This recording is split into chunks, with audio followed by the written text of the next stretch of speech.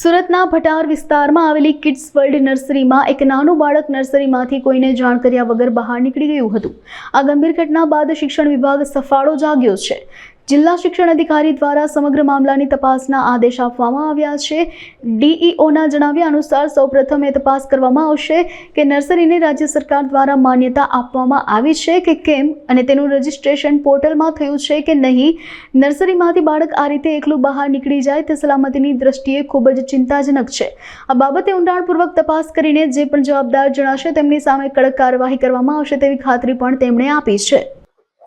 Social મીડિયાના મારફતથી અત્રેની કચેરીને જાણવા મળેલ છે કે ભટાર વિસ્તારની કિડ્સ વર્લ્ડ પ્રી સ્કૂલ શાળાની અંદરથી વિદ્યાર્થી બહાર જતો રહે છે। શાળાના શિક્ષકો કે kids world pre primary school જે છે તેના સંચાલકોને કોઈને ખ્યાલ નથી, તો આ બાબતે જિલ્લા શિક્ષણ અધિકારી કચેરીમાં ખ્યાલ આવતા આ માટે તપાસ સોંપવામાં આવેલી છે। જે પણ ગંભીર બાબતો હશે તે ગંભીર બાબતોની ઊંડાણપૂર્વક ચકાસણી કરવામાં આવશે। જે પણ એના માટે જવાબદાર હશે તેની વિરુદ્ધમાં પગલાં લેવામાં આવશે।